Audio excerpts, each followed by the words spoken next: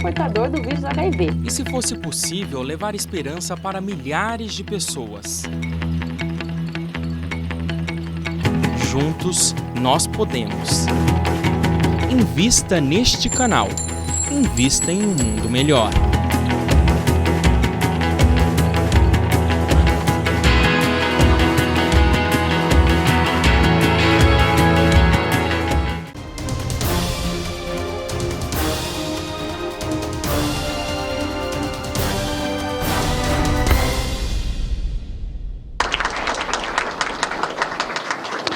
Mundo Maior em Debate, TV Mundo Maior. Essa noite estamos estudando aqui a vida e obra de Valdo Vieira.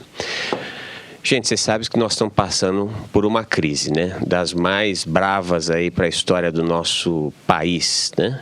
Você imagina o seguinte, a indústria sofre, o comércio sofre, imagina o que não passa quem sobrevive das doações, né? Então nós convidamos você que gosta da TV Mundo Maior, que gosta da Rádio Boa Nova, desse trabalho de educação de mentes e de corações que nós fazemos, que se associe ao Clube Amigos da Boa Nova, amigosdaboanova.com.br, ou você pode ligar no 0800 12 18 38 e nos ajudar a continuar com esse trabalho de iluminação de mentes e de corações. Mabel, a doutrina espírita se apoia na tríade ciência, filosofia e religião. Como é que esse tripé, e se ele se encontra na conscienciologia e na projeciologia? Não exatamente, né, André? Porque como a gente tem como base o princípio da descrença, a parte da religiosidade, né, da crença, da fé, a gente não aborda, né? Então, a gente tem, logicamente, a parte da ciência, que é a parte do estudo prático e teórico dessa realidade. Existe também um viés moral, filosófico, vamos dizer assim, que é a questão da cosmoética, que a gente propõe, o universalismo e por aí vai. Mas a parte da religiosidade em si, a gente não aborda, que é até o que a gente falou no primeiro bloco aqui, né? Em função de estarmos trabalhando baseado no princípio da descrença. Ou seja, não rola um Pai Nosso, então. Não rola um Pai Nosso, né? Não rola. E não tem esse viés, né? Então, inclusive, o professor Valdo, que era uma personalidade muito forte, ele é uma personalidade forte, né? Ele fazia, assim, uma mágica dentro da Conscienciologia para evitar a gurulatria, né? Porque é muito comum, quando você tem uma personalidade forte, com ideias avançadas, e um parapsiquismo evidente, que possa surgir algum movimento desse tipo, né? Então, o esforço dele para evitar isso foi justamente criar muitas equipes. Nós temos dezenas de equipes na Conscienciologia, que é justamente para tirar o aspecto da pessoa, né? Que era esse esforço que ele fazia. Bacana, bacana. Senhor Lobato, o senhor esteve lá em Foz do Iguaçu, né? Como é que o senhor, um presidente da Fundação Espírita André Luiz, um espírito, um estudioso da doutrina dos espíritos, o que o senhor encontrou lá? Bom, primeiro eu invejei todo aquele complexo, né, que é extraordinário. Muito realmente bonito, né? A gente anda por aquelas, se chama alamedas, né? Alamedas cobertas, e a cada tantos 5 metros, sei lá, você encontra o busto de um dos grandes personagens da humanidade. Então é algo assim extremamente cultural. Ficamos encantados também ver aquele, como chama, onde tem aquele holociclo, onde tem aquela imensidade de livros, né, do Valdo. Ele é era aficionado por dicionários. Vimos lá dicionário do mundo inteiro, embora eu não entenda nada, mas eu folhei alguns só para ter ideia. Realmente é algo assim, algo da busca, da ânsia dele. Mas não conseguimos ver aquilo que nos interessava também, porque era um dia, se não me engano, era um domingo, né? 1º de janeiro foi no dia de feriado mesmo, então não tinha assim alguém que pudesse abrir para a gente ver, né? Mas nós vimos lá através de fotos, mas ficamos realmente encantados com todo aquele empreendimento, porque o Valdo sempre foi alguém extremamente empreendedor. Mesmo antes de trabalhar ou durante o trabalho dele com o Chico, ele fez, pelo que eu estudei, né, li sobre ele, assim, empreendimentos assim, residenciais em Uberaba. Ele já era empreendedor. um bairro inteiro, assim, planejado. Então, ele era uma pessoa empreendedora. E ali também, que inicialmente ele recebeu em doação, né? Parece que um pedaço de um terreno lá. Começou esse projeto, depois amelhou outros terrenos e tudo mais, e fez ali uns belos condomínios. Circulamos ali em volta de carro, é muito grande, quer dizer, então é um cidadão muito empreendedor. E ele, então, encontrou essas facilidades que a doutrina espírita, às vezes, não nos dá isso aí, porque a gente procura, assim, às vezes, pedir para as pessoas e tal, a gente não somos, talvez, tão ousados, devia dizer isso aí, né, como o Valdo foi. Então, ele fez um empreendimento extraordinário. Então, aquilo realmente me encantou demais. A minha esposa esteve lá comigo, ficamos lá, acho que quase 2 horas conversando com a Cristiane, que foi quem nos mostrou todo o funcionamento lá do Holoteca, os diversos setores, as pessoas que lá trabalhando em pleno dia 1º de janeiro, catalogando coisas de revista, de jornal, para fazer esses apanhados que o Valdo queria. Né? Quero conhecer, ainda vou. Nós estamos com uma ligação, Fernanda Moreira, de São Paulo. Boa noite, Fernanda. Boa noite, André. Tudo bom, querida? Graças a Deus. E vocês, tudo bem? Graças a Deus. Você está nos acompanhando de que forma, Fernanda? Eu tenho a parabólica digital na minha casa. Muito bem. Pois não, querida. Fique à vontade de fazer sua pergunta e sua consideração sobre o tema. Eu gostaria de parabenizar toda a equipe da Mundo Maior, primeiramente pelo Mundo Maior Debate, porque eu acompanhei a semana passada e estava muito esclarecedor, eu achei muito rico o Mundo Maior Repórter, né? O Mundo Maior Repórter, da semana passada. Isso. Né? E fico feliz de assistir o Mundo Maior Debate também pela ousadia de falar de um tema que incomoda muito os espíritas ortodoxos, né? Você sabe bem o que é isso.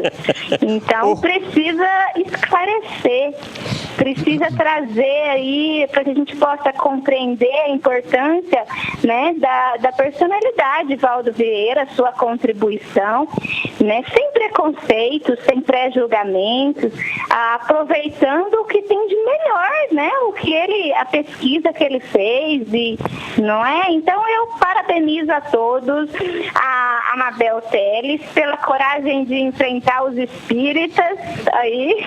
Não, mas nós somos bonzinhos. Ninguém está mordendo, por hora ninguém está mordendo. Eu sei que nós não somos ortodoxos, não. Eu sei, eu acompanho a TV Mundo Maior há 10 anos, eu sei, não é? E agradeço também ao senhor Lombardo por estar aí também representando a doutrina espírita. Eu sou uma semente de luz, tá? Fico feliz de fazer parte da família Mundo Maior. Obrigado. E é só para parabenizar vocês mesmos. Por isso que eu liguei, porque eu acho que essas iniciativas são muito válidas, para ter coragem de falar sobre temas, às vezes, que ficam no burburinho, especulando, mas as pessoas não sabem o que realmente ele fez e o trabalho que ele realizou. Sem muito dúvida. esclarecedor. Obrigado, querida. Obrigado, viu? Você sabe que uma vez, lá atrás, na época, foi antes da TV Mundo Maior, estive em Uberaba para a gente fazer, na época nós tínhamos o Boa Nova na TV e fui fazer uma entrevista com o Bacelli, né? E o Bacelli é um camarada que é bastante atacado pelos espíritas ortodoxos. Daí eu perguntei para ele, senhor, doutor, você não se incomoda com essas pedras que vêm? Ele falou assim, olha, eu acho o máximo. Inclusive eu acredito que no instante que meu corpo estiver descendo ao túmulo, ainda algumas pedras serão atiradas. A gente adora as pedras, tá, minha querida? Se elas não vierem, é que nós estamos errando, né? Mas a gente gosta das rosas também. Mabel, como é que está hoje a conscienciologia, a projeciologia? Que tipo de impacto a obra experimenta após o dessoma, estou aprendendo palavras novas, de Valdo Vieira? Olha, é sempre um desafio, né, para todos nós continuarmos o trabalho do professor Valdo. O professor Valdo nos ajudava muito porque ele era uma pessoa aglutinadora, né? Ele era, apesar dessa irreverência dele que você comentou no começo do programa, ele era uma pessoa irreverente e bastante franca, né? E ele se guiava pelo aquele binômio admiração-discordância. Ele dizia assim, olha, se a gente quer conviver em grupo e com pessoas tão divergentes do ponto de vista de pensamento, a gente tem que saber lidar com a admiração e com a discordância. Então, a gente admira a pessoa em alguns aspectos, mas não significa que a gente não tenha também discordâncias em outros, e assim a gente vai ser mais franco, mais realista na nossa convivência. Então, ele tinha esse aspecto de aglutinação, apesar disso, e o nosso desafio, então, é continuar, obviamente, com esse trabalho. Mas, hoje em dia, André, nós temos 25 instituições conscienciocêntricas, conscienciológicas. Como eu disse para você, nós temos dezenas de equipes trabalhando. Tem todo o Brasil? Tem todo o Brasil e no exterior. E no exterior. Só depois do professor Valdo, que depois da Dessoma, né, da morte dele, a gente já fundou mais 2 instituições. Então, o trabalho não parou de modo algum, sabe? Às vezes eu chego à conclusão que o trabalho aumentou. Porque, claro, uma parte desse trabalho, ele meio que absorvia, né? E agora não. Então, agora é aquele desafio, aquela cutucada em todo mundo. Olha, vamos continuar. E a gente continua com muita motivação, tentando exemplificar aquilo que a gente aprendeu e por aí vai. Então, eu vejo com muitos bons olhos isso, sabe? Porque é uma comunidade muito grande e que está fazendo o seu esforço no sentido de tentar compreender essa realidade e levar isso à frente. Por exemplo, hoje a gente tem dezenas de autores, né, de livros iguais a esse que você comentou. Esse ano, por exemplo, André, a gente está no mês 6, né, mês de junho, e nós lançamos um livro por mês. Cada pesquisador dessas centenas que a gente tem, publicou um livro, praticamente um livro por mês até o momento. E o que são esses livros? São dados de pesquisa. A pessoa tem uma afinidade por um tema da Conscienciologia, seja ela qual for, e ela se dedica, ela produz e ela escreve e publica o livro, e obviamente doa os direitos autorais para a editora da Conscienciologia, que é a Editares, e assim a gente vai caminhando nas nossas pesquisas. A única coisa, André, que nós não podemos parar, porque aí a Conscienciologia pararia, ela deixaria de existir, é o estudo, é a pesquisa, é a investigação. A Conscienciologia, ela só tem sentido de existir, obviamente fazendo assistência a partir disso, mas é focando nessas investigações, nesses debates, nessas refutações, para que esse conhecimento cresça, né? Eu entendo que era esse o grande objetivo do professor Valdo, e a gente, por algum motivo, sentiu afinidade com isso, né? Porque a gente trabalha como voluntária da mesma maneira que vocês trabalham aqui, a gente trabalha lá por afinidade de ideia.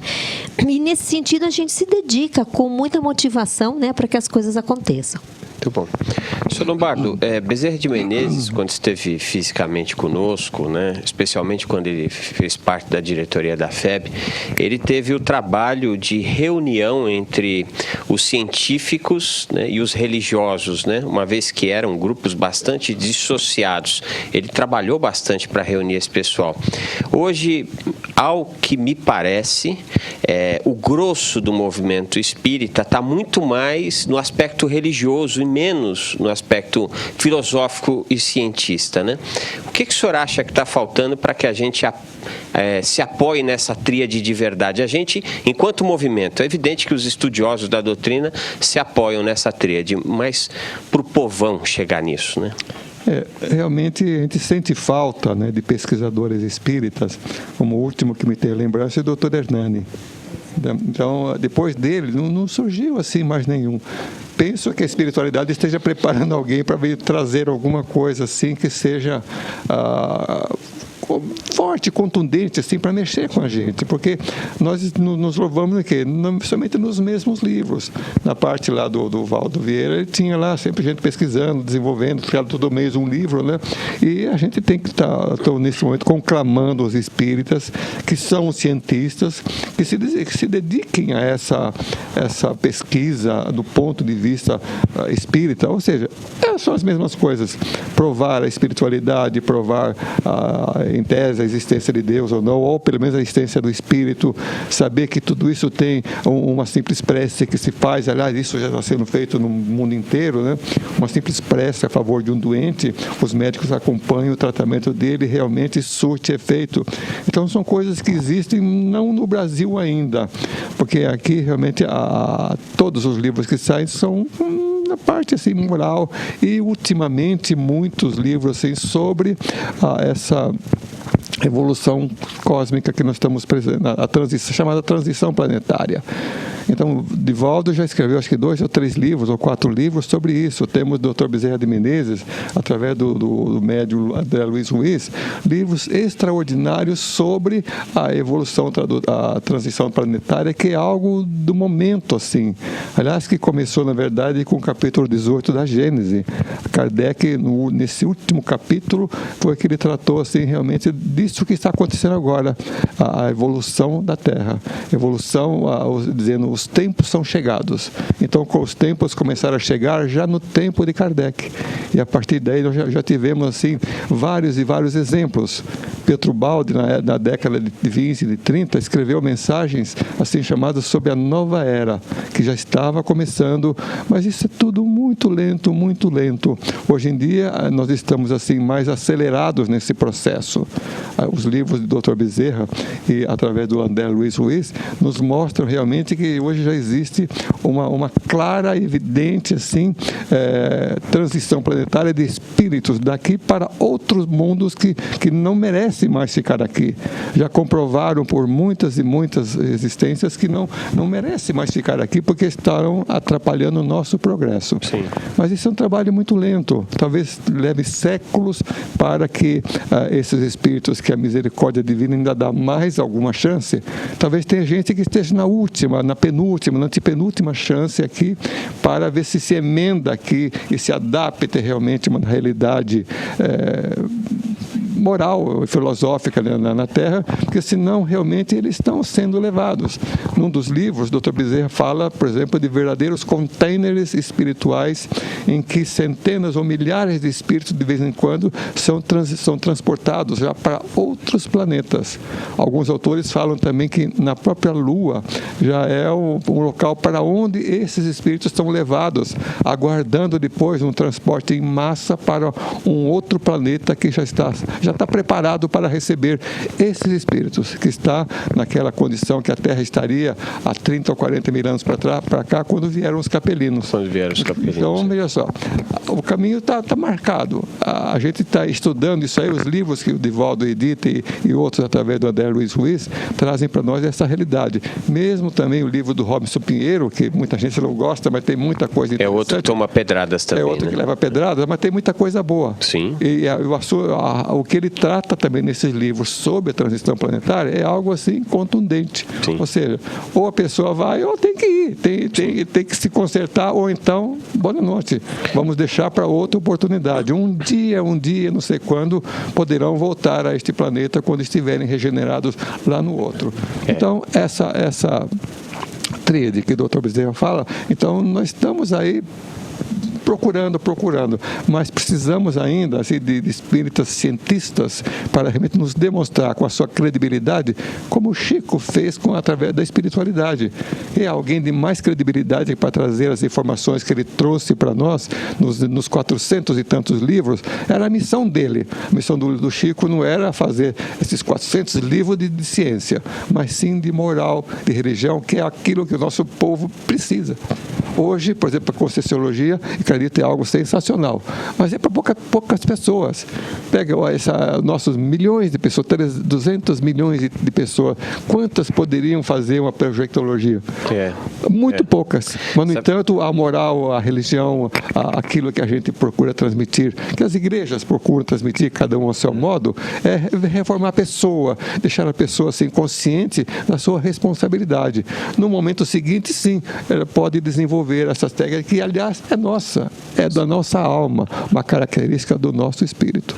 Só temos uma ligação. Domingos Astrime, de São Paulo. Boa noite, Domingos. Domingos? Acho que o Domingos nos abandonou, hein? Bom, vamos seguir aqui. Você ia falar alguma coisa, meu? Não, eu queria lembrar, o que o senhor Lombardo falou está muito correto, né? A Conscienciologia, ela realmente trabalha, quem sabe ainda, né, como uma microminoria. E a gente, para ser bem honesto, já que a gente está esclarecendo o que é a Conscienciologia, a gente não tem, assim, a pretensão de conseguir massificar essas informações nesse momento. Né? Não é possível, sabe? Depende das pessoas. Depende muito do interesse das pessoas, porque não se tem milagre nesse sentido, né? E outra coisa, a Conscienciologia, ela informa. Aí, se a pessoa quiser aderir ao estudo ou não, vai depender muito dela. É uma coisa assim, muito libertária, né, nesse sentido. Vai demorar. Vê aí o sucesso de um violonista. Agora vê do Wesley Safadão. Bomba. Voltou o Domingos. Boa noite, Domingos. Alô? Boa noite, queridos. Estamos te ouvindo. Tá. É o André falando? Isso, querido. Você está falando da onde? Eu falo aqui do Jardim São Paulo, André. Aqui em São Paulo mesmo, na cidade de São Paulo mesmo, né? Isso. Você está nos acompanhando de que forma? Pelo computador. Pela internet. Pois não, querido. Primeiramente, boa noite. Parabéns pelo seu trabalho, André. Obrigado. Muito interessante, muito rico. E boa noite aos nossos entrevistados da noite. Eu gostaria de fazer uma pergunta para a nossa apresentadora.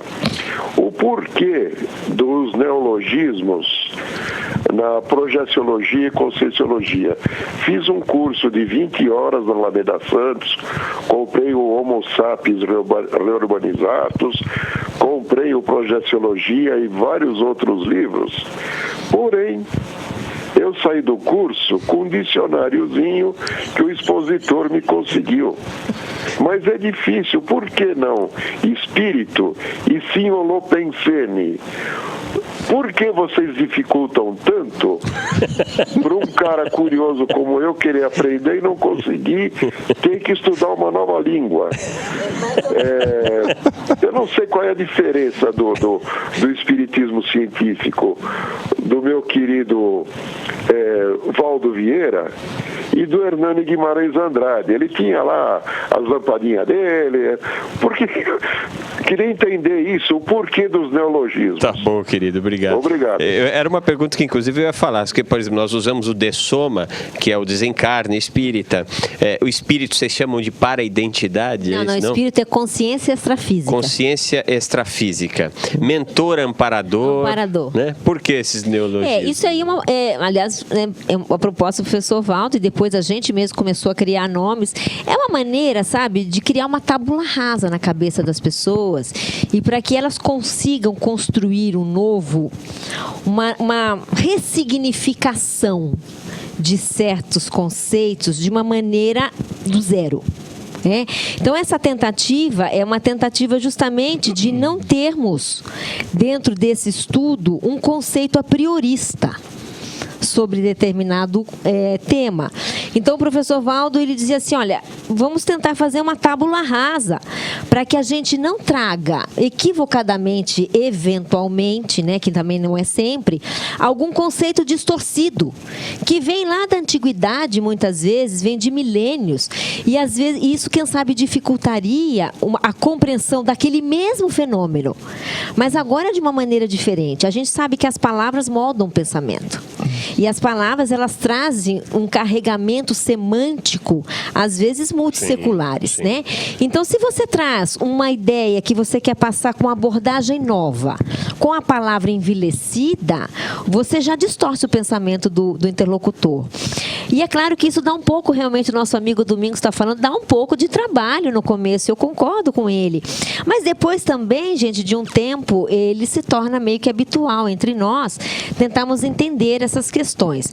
E também, André, existem muitos conceitos que são muito próximos realmente ao espiritismo, assim como era próximo de outras linhas de conhecimento e que o espiritismo também se apoiou, né? Isso é natural, porque todo campo de estudo, quando ele surge, Kardec foi um deles que criou, ele trouxe vários neologismos e preconceitos que a metapsíquica, que a antiguidade, que os egípcios já também trabalhavam, os chineses, mas que ele achou necessário cunhar neotermos, né, para dar um ressignificado. Eu acho que a ciência, ela é muito assim. Se a gente pegar a medicina, ela é assim, o direito, que eles falam lá, o jargão que ninguém entende, se você não fizer parte daquela linha de pensamento, né? Mas além dessas palavras que são muito próximas, nós temos, olha, gente, se o Domingos está achando ruim os nossos, nós temos 6.000 neologismos por baixo, tá? Mas muitos deles também trazem ideias novas, né? E elas, então, essas ideias novas, essas ideias que às vezes são inéditas ainda nessa dimensão, Elas precisam de neotermos. Então, por exemplo, vamos falar um aqui assim, macrossoma. O que é um macrossoma? É um corpo maceteado. É um corpo humano que foi pré-elaborado na fase antes de renascer e muito adaptado à programação de vida daquela pessoa. É o perispírito? Não, é o corpo humano. É o corpo humano. Por exemplo, o professor Valdo tinha a hipótese de que Chico Xavier tinha macrossoma. Ele tinha um corpo, por hipótese do professor Valdo, um corpo maceteado, um corpo fora de série e programado para aquela vida que ele tinha que ter nessa dimensão, que era uma vida difícil. Chico Xavier teve uma vida difícil e ele aguentou, a gente estava comentando, até mais de 92 anos. Então a pergunta é, Chico Xavier tinha macrossoma? Agora, esse conceito é novo.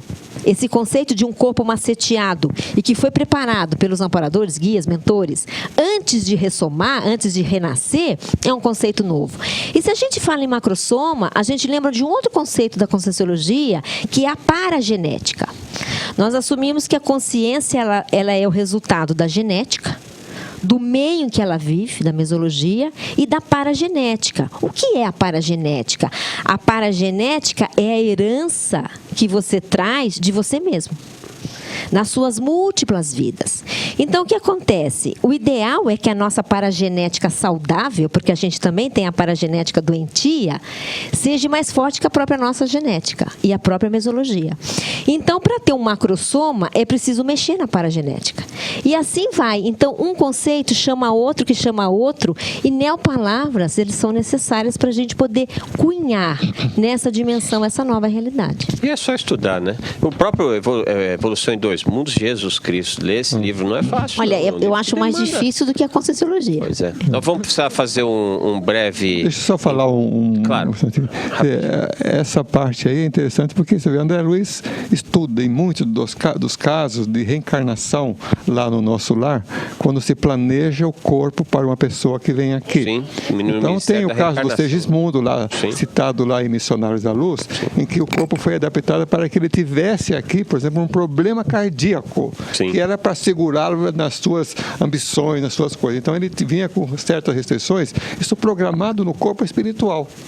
Então, alguns palavreados, o Kardec disse que para uma ciência nova tem que ter palavras novas, como perispírito e outros mais, espírito, espiritismo. E o Valdo também criou isso aí para diferenciar ou para explicar melhor segundo o entendimento de cada um, né? E vale a pena lembrar, seu Lombardo, que muitas coisas que ele criou, alguns termos, são para conceitos que a gente conhece, mas que não tem nome. Por exemplo, qual é o nome que a gente dá para esse corpo planejado? Cadê o nome para explicar isso? Aí o professor Valdo falou, não, macrossoma. Pode até ser outro nome, mas veja, ele concretiza o conceito nessa dimensão, porque você nomeia. E você nomeando uma realidade, essa realidade passa a existir para você. As palavras, no meu modo de entender agora, André, elas são extremamente importantes. Sem dúvida. Porque isso muda a maneira de a gente entender o mundo. Sem dúvida.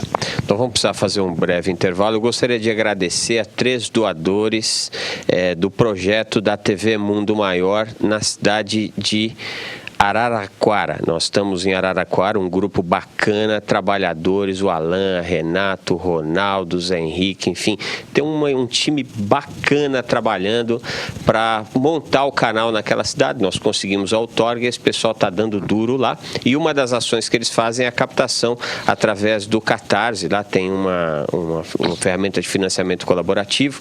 Eu gostaria de agradecer a 3 apoiadores: André Peluso Nogueira, Márcia Cristina Tâmia Ferreira, Maria Cecília Roxo Gibran.